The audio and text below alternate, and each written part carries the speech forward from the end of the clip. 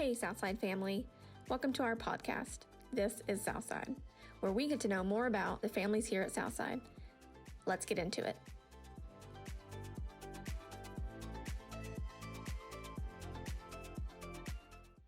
Hey, Keith and Becky. Thanks for being on the show today. Very happy to have you guys here. Thank you.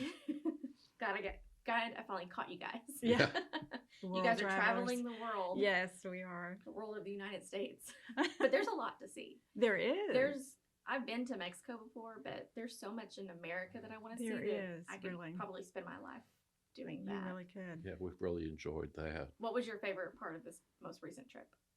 We hiked in Moab at the Arches in Mhm. Utah, and it was just fabulous. How was the weather? Perfect. Was it? Dry? Was it too- it was like 85, Okay. but it's dry air, Right. so you don't get that hot. It's just that Keith and I, at our age, hiking up a hill That's an accomplishment. was a little joke Yeah. because all of the younger people were not taking the rest stops that we did. But that's okay. Yeah. Of course, I got tickled. She's hiking it in flip-flops. Well, Oh, yeah. And I that's can't walk okay. across a mall in flip-flops, much less hike outdoors. I'm talented. I saw your pictures from the Mount Rushmore. Yeah. The one that was covered in fog when we Yeah. first got there. I just had to laugh. But, we stuck around and it kind of cleared away a little bit. But Yeah. That was, have you guys been there before? Was that your own? no, that was my first trip. It was yours too, right? And I've been there before Oh, okay. as a teenager. Mm. Okay, so let's get into where'd you guys grow up? Well, I grew up in Mississippi. Oh. Yeah. And, just the deep South. Mhm. So beautiful place. Enjoyed it. Lots of history in my hometown with I the bet. Civil War. Yeah. And Keith? I grew up in Wisconsin.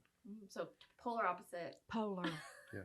And from the beginning, I said, I'm not living up north. I just can't do that. I can meet you halfway or something, but Yeah. not up north. And what you have siblings? Or well, we know your sibling. Yeah. Doug Stewart, my brother. And Keith, you have and just recently you went to see your mom, Yes. right? Up there. Yes. She looks great. She does. Yeah. She's in She fabulous just health. turned 95, and Yes. she is in great, very together with it. She has marvelous handwriting at Oh, 95. She's wonderful. What does she handwriting. do with like her time? What does she? Well, she does mostly, she stays in the house. She Mhm. doesn't get out much. And my sister takes care of her. But she still gets up and cooks, and she That's just fantastic, yeah. mostly hangs Mhm. out at the house. Yeah. And so your sister lives up there? Yeah, she lives up there. Awesome. And how did two opposite of the states there meet? How'd you guys meet up? Harding. Harding. Yeah. That's a common story It among is. It is the very elders much. of Southside, Yeah. or not just elders, everybody. Harding's a very big Yeah. part of the Southside family. So, same year, or Keith, are you older, or? No, actually, I'm younger. I married a younger guy thinking I was going to mold him into being the being that I wanted him to be, and that just didn't work. Wrong guy. Yeah. So what'd you study in college? What did I study? Mhm. I was in business. I had Business. planned to be a business major. Okay. And Keith, I studied psychology. did you really? Yeah. Awesome. Is that what you graduated with? I didn't graduate. Oh. Did you graduate? No, neither one of us You guys graduated. both didn't. We just graduate. kind of hit the road running. So what year did you guys meet at Harding? 70. 1970. 70. And how did your relationship blossom? Tell us. Well, we had our first date after I finally got him to notice me, which was I can't imagine that'd be hard to do. Oh, it was terrible because we had art appreciation together, and he would come in class late every single morning and sit in front of Dr. Elizabeth Mason and sleep. And I thought, how is he? And so I was 2 or 3 rows back, Mhm. and I finally had to, just chase after him one day after class. I wanted to meet him. So it was, I had to make an effort. So you spotted him and he was asleep. Yeah. He would just. Pretty much. Well, there's a little bit more to the story. There was a girl that I had dated and was avoiding. who sat in her general vicinity, so I would look left and right, but I would stop my view before I got to either direction. So that's why I never saw her. Okay. Bad. You sat in the bad area. Yeah, Yeah. I did. Did you know about the ex that you were sitting close to? No, Oh. but I did after I walked up to him to meet him, and she walked up behind me and put her arm through his arm, and I thought, oh, Oh no. Rivalry. yeah. Rivalry. So, when did you guys get married? 1971, and So real quick. It was a pretty quick Oh, yeah. relationship. Yeah. August 14th. So did you guys not graduate because you got married and moved off, or? Yeah, we just decided to. Well, we went, another year, Mhm. Yeah, we did. but as a psychology major, you really need to do a lot of graduate work, and Mhm. I Yeah. wasn't set up to do that. Were you like a straight A student in school, or were you pretty bright, or? Okay. I'll take it from here. So when we married, I knew that he was smart, but I didn't realize that I had married somebody that got into Harding because he had such an unbelievably high ACT score that they let him in without completing all of his high school requirements. What? What'd you get on your ACT? I don't remember. He doesn't remember. Like, I no. think, is 36 It's the highest, ridiculous. 32 the And highest? so he's Well, they offered me their highest academic scholarship. Wow, Keith. And so I went to summer school because I had to, time to make up with my high school, and I wasn't going to graduate high school. So I just went to summer school, and halfway through summer school, they sent me a letter and said, because of your high school, they're withdrawing the scholarship, but if I would have at least a B average in summer school, I could stay Go on. without any restrictions on me. Oh, wow. So I got to stay. So you were barely going to graduate high school, No, I wasn't going to graduate high Oh, school you unless I wasn't? went a little bit extra. yeah, but then got into Harding at the highest.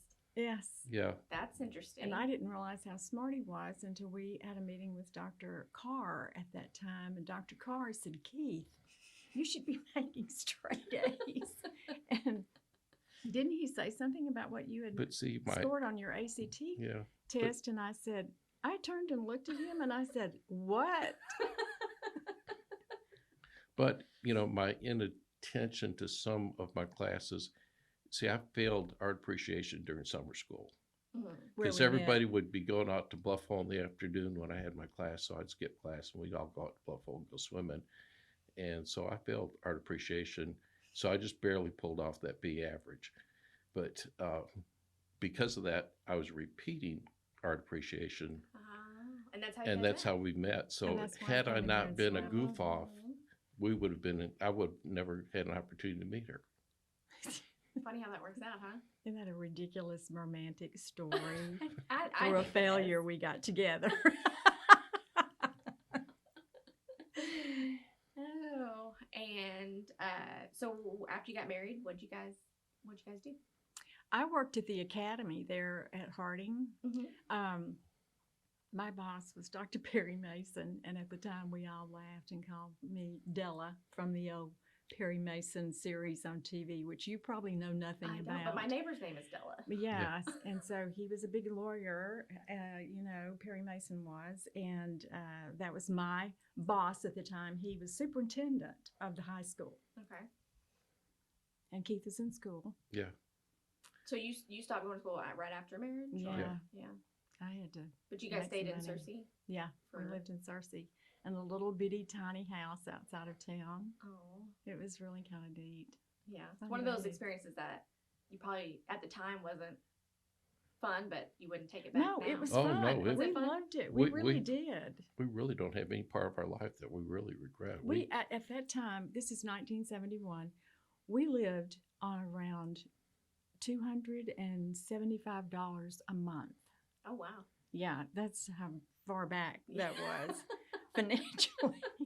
But we were happy, we Yeah. were young and we were in love, and Yeah, the little house that we rented outside of town, just past the fairgrounds, we fixed that up. Becky Mhm. fixed it up, put drapes and everything, and she fixed it up so nice that when we left, the landlord bought all the drapes that we'd put in it and doubled the rent when we moved out. Oh, wow. Nice. Good And then we job. moved into Yeah. a place that was even less rent, Yeah. but it was right on Ray Street, right across from the campus. Okay. And so then, you have a lot of friends that went on campus, I guess. Still went to yeah, college? we still had a lot of we had a lot friends. of friends there. It was fun. It was a fun time. So yeah, it was a great time of our life. We loved it. So you guys were what, early 20s or Yes. late Yeah. teens, early 20s? So, and then how quick did you guys have kids? Well, I got pregnant that first year. I Okay. mean, just bam, with Chad, and so that's part of the reason why you quit school. Well, the following summer, really. Yeah. We got married in August, and then the following summer, I went out to sell books, and she kept complaining that she's having upset stomach. Oh, I was So I brought her so Pepto sick. Bismol. If you want to make her sick, just show her anything Oh, Pepto Bismol no. big. I mean, change the subject so we can complete this. And it turned out that she was pregnant, so that, the Yeah. following summer. And so we didn't go back to school after that. Yeah. So, but you stayed in Searcy and worked, or? No, we moved to Columbus. My hometown in Mississippi. Oh, okay. Oh, wow. Went to church at my church I grew up in. It was good. You know, Yeah. we enjoyed it. He was the youth director for a while At the church? at Yeah. the church. Okay. Not as my official job. That was He just, just I volunteered it. volunteered to do that. And But we had a huge group of kids. oh yeah, So Chad was born in Conway. Yeah. Yeah. Or Searcy. No, sorry. no, he was born in Columbus. Oh, you moved before you we- had him. Before I had him, we moved Okay. home. I wanted to be close to my mom. Yeah, I can understand that. What'd you think of Mississippi? I liked the people and everything, but there wasn't much opportunity. While we were there, I ended up, as soon as I got out of school, I had a low draft number back when they had the draft. And so I got a little notice to go report for a physical shortly after getting out of school. Really? But I ended up going into the Army, and we spent 2 years on active Like you were duty. drafted into the Army? Well, Or I you- actually volunteered in so that I could pick where I was going, and I ended up becoming a Green Beret medic, which I really enjoyed doing all that. Awesome. And then, so we spent 2 years going from one school to the other. Yeah. I took a baby and we moved from one side of the country to the other, but it was a lot of great experiences. And Yeah. we got to meet some great people. Yeah. And you did that for how many? For a couple years? For For- 2 For years, 2 yeah. years. Okay. But I mean, yeah, you have to move around a lot, You but do. it's fun. It's a fun experience. Yeah. So Chad's the oldest, Yes. and he went here for a long time. And Yeah, now he they're did. in They're Utah. in Utah. Yeah, Yes. beautiful. I love all their Oh, it is their pretty. pictures. It's And a pretty place. and then their oldest son, your grandson Clayton, is like what? He's like him. He's super smart. Super smart. Yeah. It's Oh, but just- he did I- graduate. He's School. way he's That's way the thing. smarter than me. Yeah, he's Valedictorian, though. Valedictorian, That's- yes, I that's have Yeah. to. An amazing for him. honor. Yeah, it's fantastic. And so they have Clayton, and they have their youngest is Caden. Hmm. Yeah. Okay. So then you have more than just Chad, though. Tell us. I your other do. kids. And then after I had Chad, about 6 years later, I had a set of twin boys. That's when Very we funny. lived in Texas. Okay.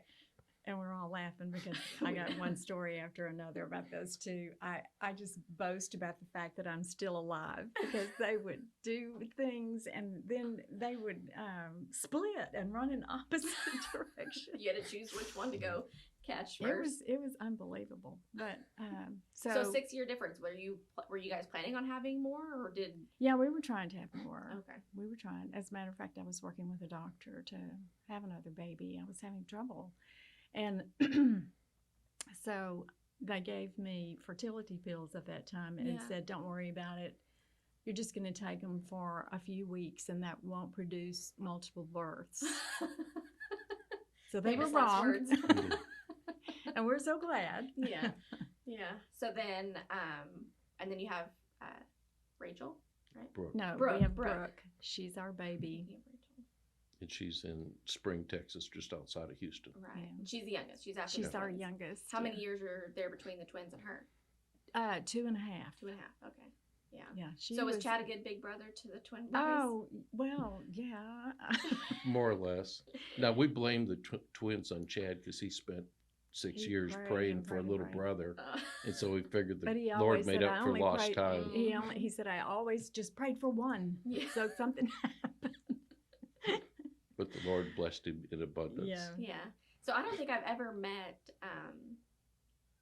I know Heath, but I don't think I've ever Shane. met Shane. Yeah. Shane and Rachel. That's Shane. why I'm thinking of Rachel. Yeah. Yes. because She's married Rachel to is Shane. his wife, and they have 3 daughters. Yeah. Three So how kids. many grandkids? So we have 13. 13. Fantastic. And what are their age ranges? Oh, from 4 up to 18. Yeah, Clayton turns 18 in August. Oh, Clayton's the oldest. Yeah. Okay. Yeah. Awesome. And are they ever all at your house all at the same time? Oh yeah, Are they? Christmas. We're usually that- all there together. It's loud. Yes, I imagine. Yeah. And we're going to pull it off this 4th of July again. Yeah, I we're think. gonna have them all there this 4th of July. Oh, that'll be fun. So I'm really looking forward to that. Yeah, that'll be fun. So, apart from raising kids and stuff, what were your careers? What did you guys do? Were you a stay-at-home mom? I was a stay-at-home mom. I that was what I wanted to do, and we were able to do that at the time, and I'm grateful for that. Yeah. When we moved to Texas, I went to work for DuPont in their lab and did that for almost 2 years, or I 2 can't or remember. 3, I But don't then I know. went into real estate and started buying properties. Mm-hmm. And so I had a bunch of duplexes and houses and things like that. And that's what I did for 20 years Yeah.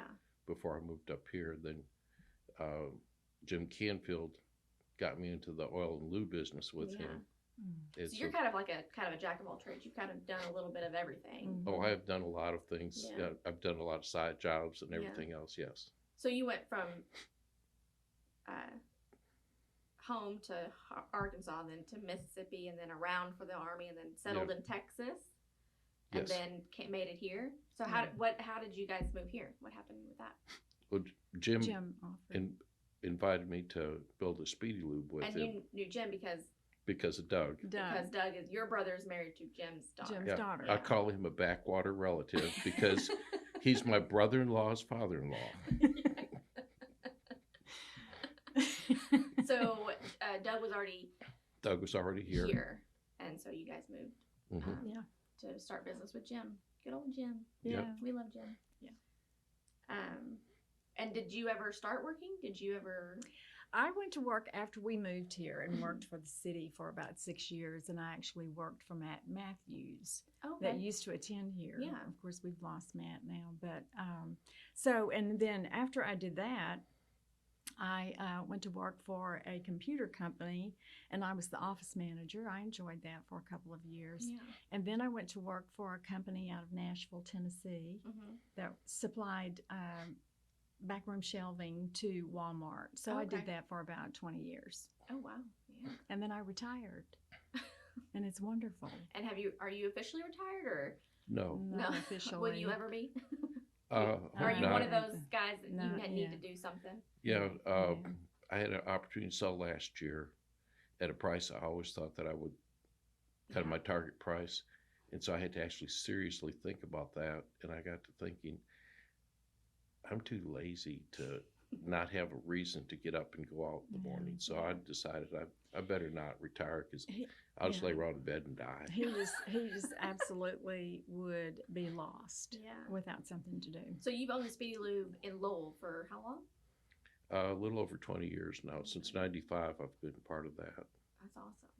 Yeah. I told him I tried to get my oil change there one day and it's just busy. I couldn't get a spot. Yeah, it is I'm busy. sorry about that. That's okay. We're grateful that it's busy. I say with a smile. Yes, for sure. Yeah. Well, and I used to.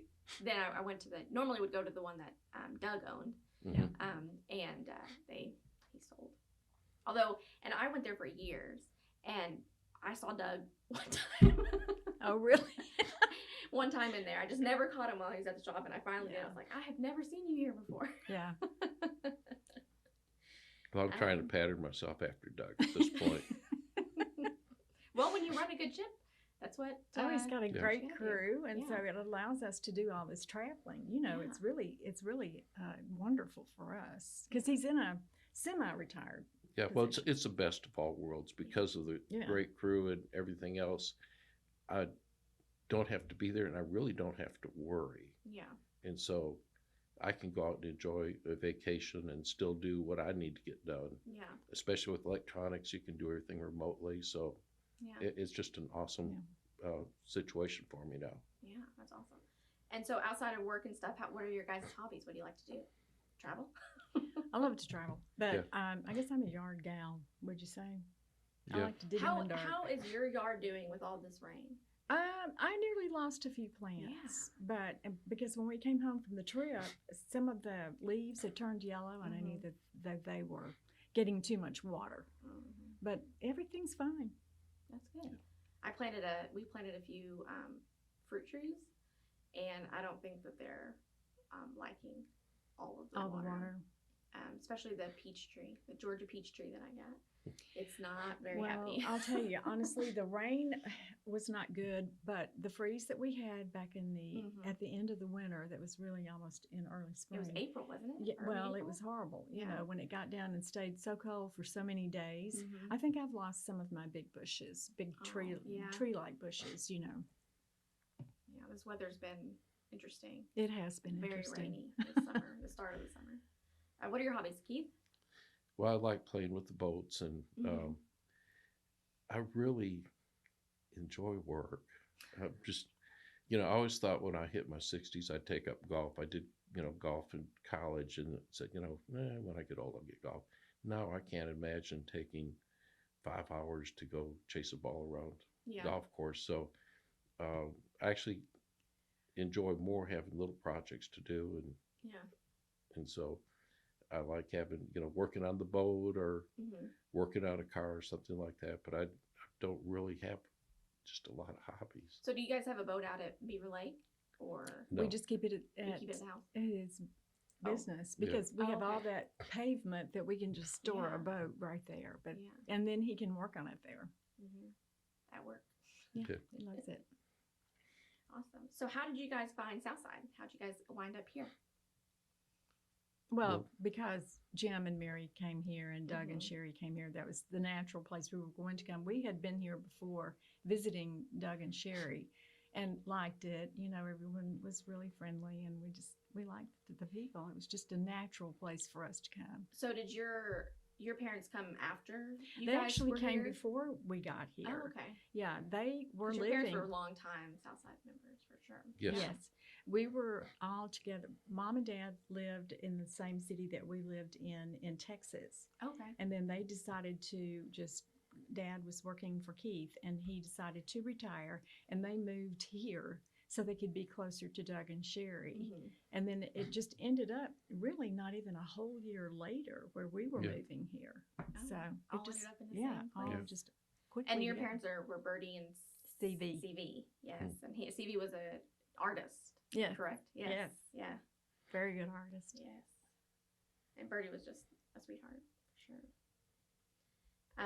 So family is what brought you here.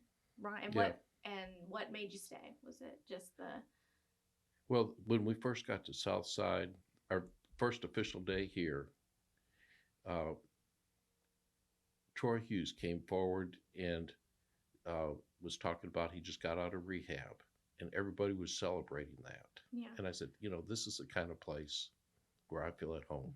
Yeah. I feel like this is the kind of place that accepts people as where they are and as they are, making their journey toward being the kind of Christian that they want to be. And the I love, can't think of a better place. the love that we saw in that one situation and then in so many situations following. And we were just really grateful to be here. And how old were your children when you moved here? Chad has already left home He's already and grown. was gone. And Shane and Heath were going into high school, and my daughter was going into junior high. Okay. So So. How was that transition for the Well, twins? the boys didn't have any problem Did they because not? they have each other. Mm-hmm. But my daughter kept begging me to let her go home so she could live with my friend and be a cheerleader at West Orange Stark High School in Orange, Texas. I said, that's not happening. That's fun. And how did you guys first get involved? Like volunteer stuff? Did you teach class? What did you guys do when you? We've always taught.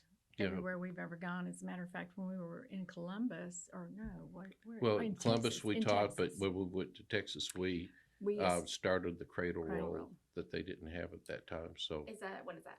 Cradle roll is a class for babies up to about 18 months. Okay. And there was like a set way that you taught them the same songs, the same things every Sunday for repetition. Mm-hmm. And yeah, we did that. That was something we started early in our lives together. Awesome. And so we've always taught. Yeah. And so when we moved here, we ended up starting, which group did we start with here?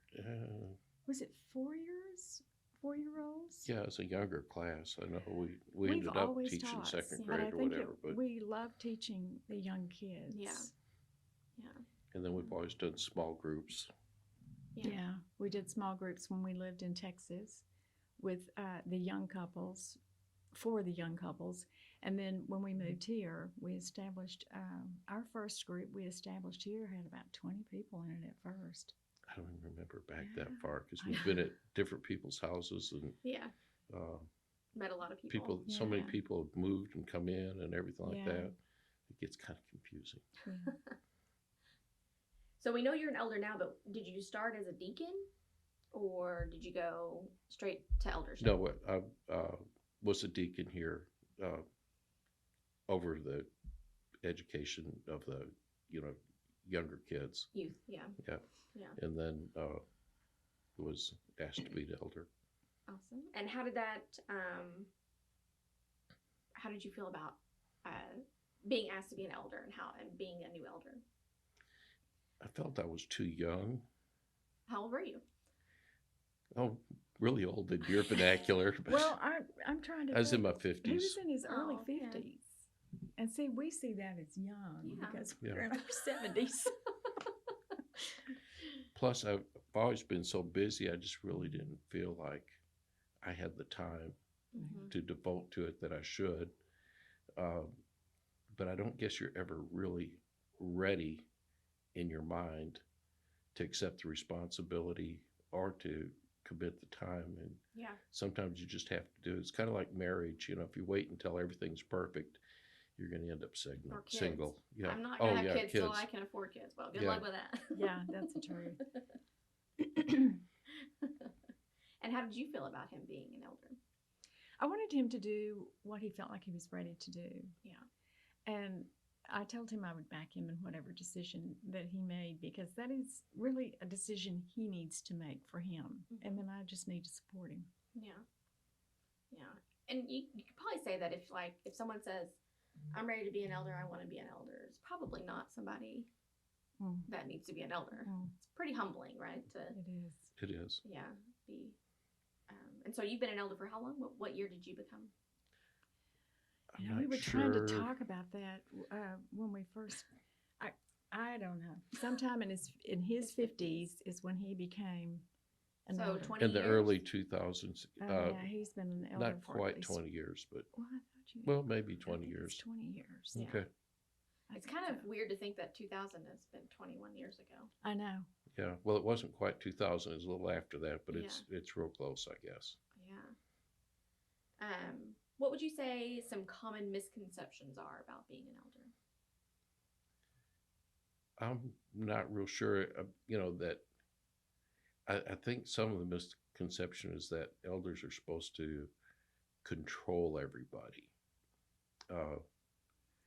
And my big thing is, elders are called to be like shepherds and to lead people gently enough to where they're willing to follow them. Yeah.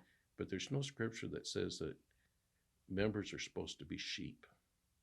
Everybody's responsible for their own salvation in their own way.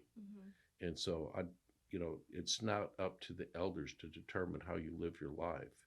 It's up to the elders to help guide you, but we're not in charge. Yeah.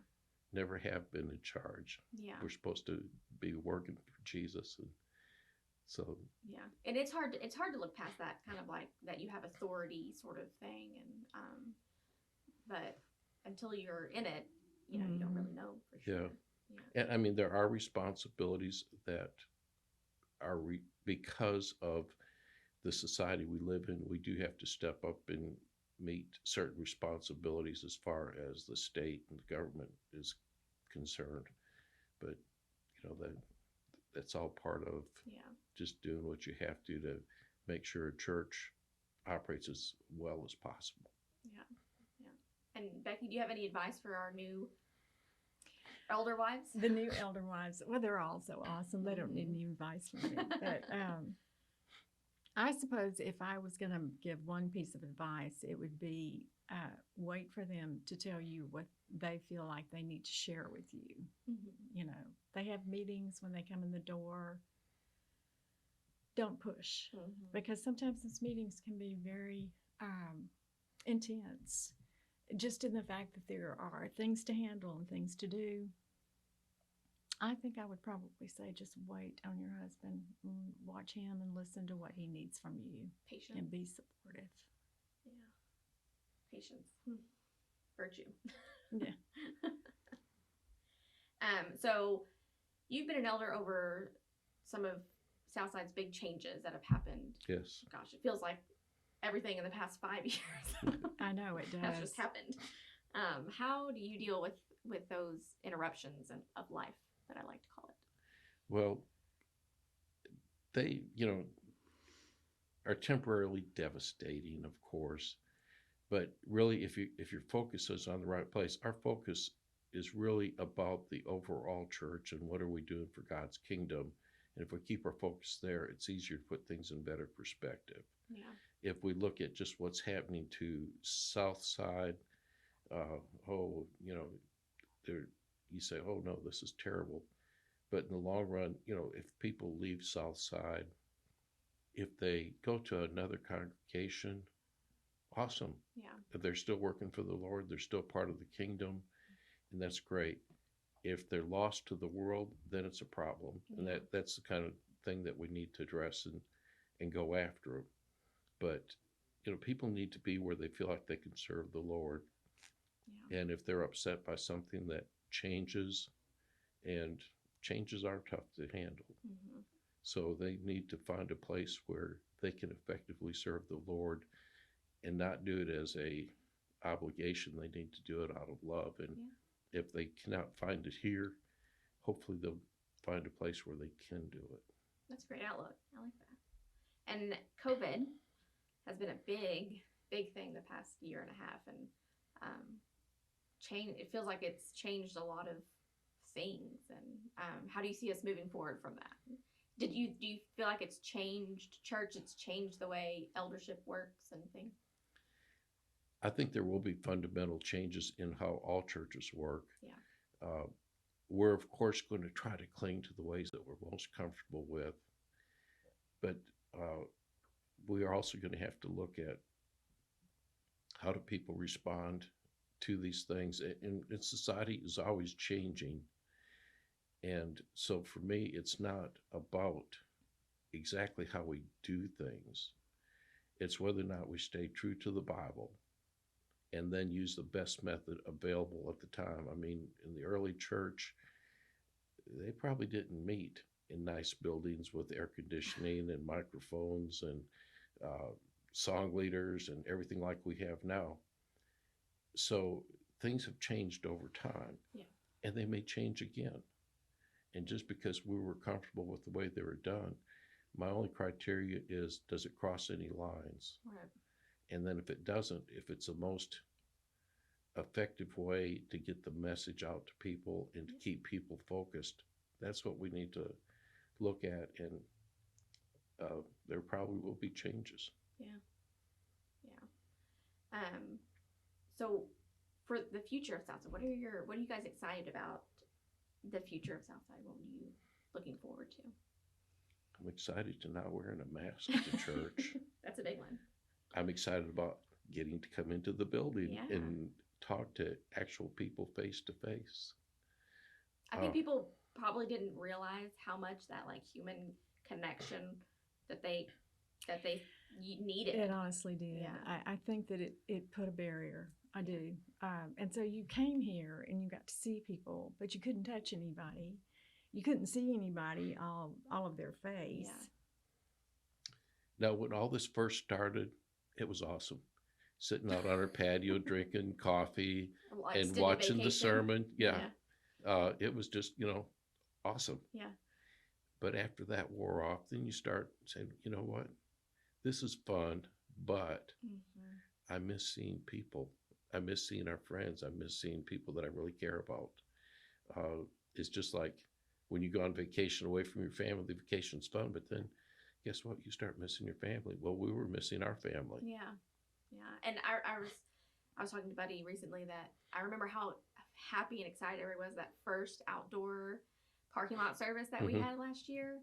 And because it was the first time a lot of people got to like see their church family in Yeah. a long time, and it was a really fun experience. Even though to you're see. looking through glass, eyeball to eyeball is Yeah. still better through glass Yeah, but and I than think not that seeing them. people, like I said, hadn't realized how much that their community meant to them Yes. until it was taken away. Just like everything, right? You don't miss it till you lose it.